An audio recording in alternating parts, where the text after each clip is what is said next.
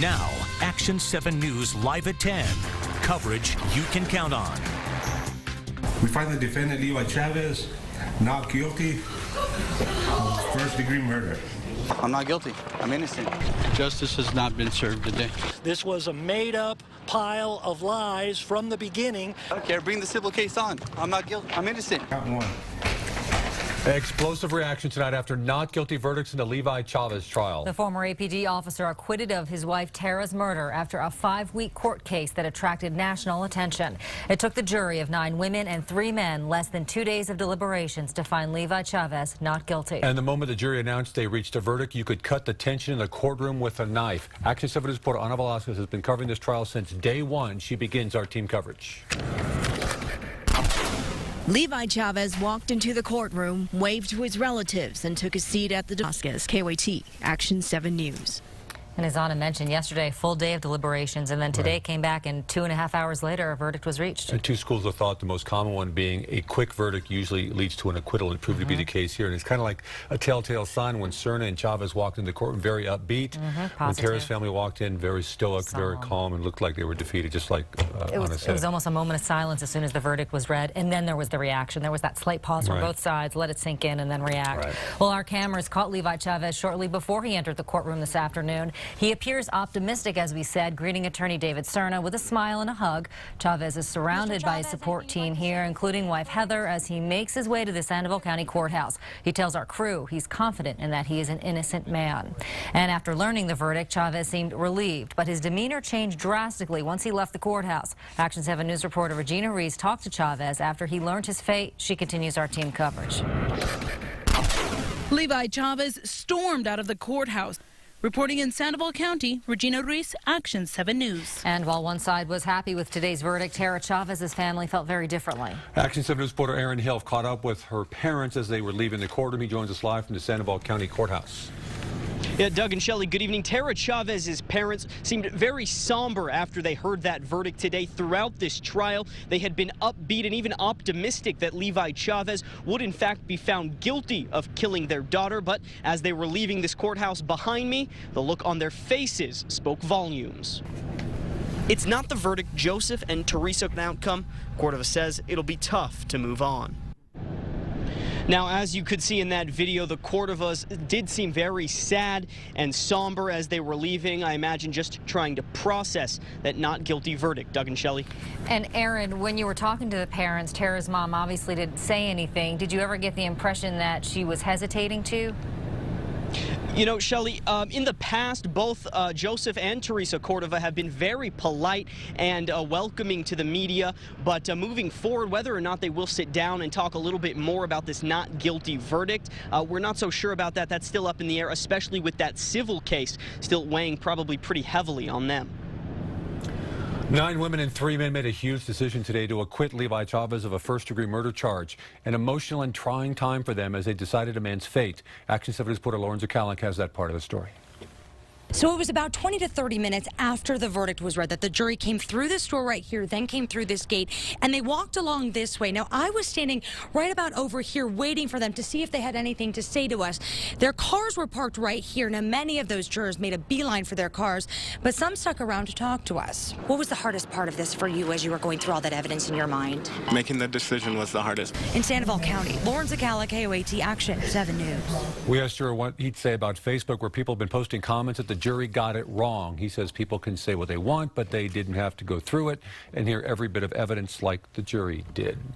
And as you can imagine, our Facebook page has been flooded with reaction. Hundreds of our viewers have posted their opinions, and they are very divided over what happened. Genevieve writes in, Levi sounds so arrogant and disgusting when he walks out of the courthouse. I hope the civil suit will get him. David says, no proof. Why don't people get it? And Jeff adds, justice was served. The jurors did their jobs. They were only allowed to act on the evidence that was handed to them, nothing that Mr. Chavez could be convicted on. And Action 7 News has been following the Levi Chavez case for years. In October 2007, the former Albuquerque police officer found Tara's body in their home. Authorities first believed it was a suicide, but within months uncovered evidence pointing them to a suspicious death. And in August 2009, deputies served a search warrant at Levi's home and deemed Tara's death a homicide, with Levi as a prime suspect. Then on April 7, 2011, 3.5 years after Tara's death, a grand jury indicted Levi Chavez on 2 counts of murder and tampering with evidence. The Chavez verdicts may be in, but the controversy is far from over. This was a made-up pile of lies from the beginning. The district attorney's office says that wasn't the case. We show you how both the prosecution and the defense are reacting to this verdict. Plus, the case was full of scandal, but it was also full of green cash coming straight from taxpayers' pockets. We have the breakdown of how much part of this case cost you. Some pockets of heavy rain over parts of the state overnight. An update on the flash flood watch in my First Alert forecast.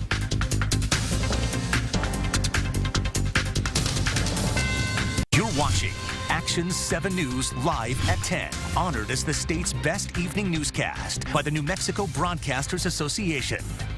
Tonight, Levi Chavez's defense attorney and the DA are going toe-to-toe. David Stern has slammed the DA, saying there never should have been a case. The DA says Chavez may have won this case, but he's not in the clear yet. Action 7 News anchor Tanya Mendez continues our team coverage. This was a made-up pile of lies from the beginning. In Sandoval County, Tanya Mendez, KOAT, Action 7 News. And we asked Serna what's next for his client. He says Chavez will never be able to live a normal life and will probably never be a police officer again.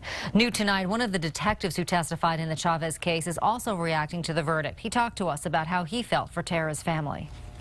These people are true victims. They're just salt of the earth people, and it's just an absolute shame.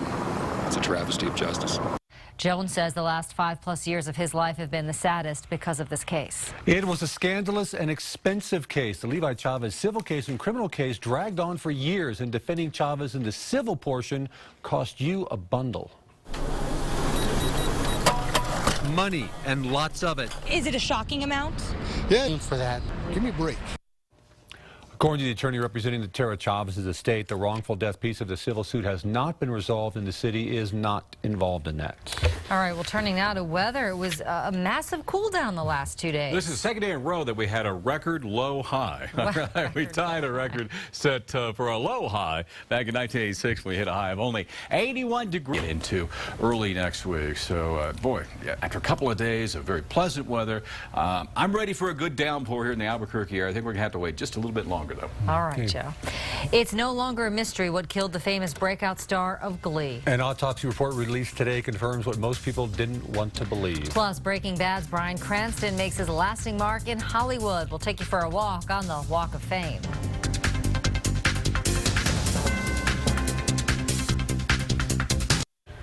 No more rumors in the death of Glee star Corey Monteith.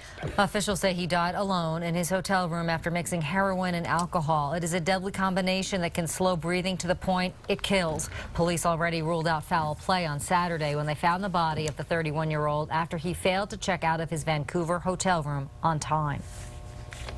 There's absolutely nothing at this point, no evidence to suggest this is anything other than the most sad and tragic accident. Monteith had just completed a stint in rehab earlier this year and reportedly used his past drug abuse as inspiration for his final movie role, playing a drug-addicted hustler in a still-to-be-released film called Mechanic. Breaking Bad star Bryan Cranston making his mark in Hollywood. Today, the award-winning actor got a star on the Walk of Fame. It's located on Vine Street. Cranston's star joins more than 2,500 others in the TV category, but his work is not limited to the small screen. He also does film and theater. An APD officer on desk duty tonight. It's for accidentally shooting another officer in the leg. We take you to the spot where it happened. Another day, more bears roaming in Albuquerque neighborhoods. So why do they keep coming off the mountain?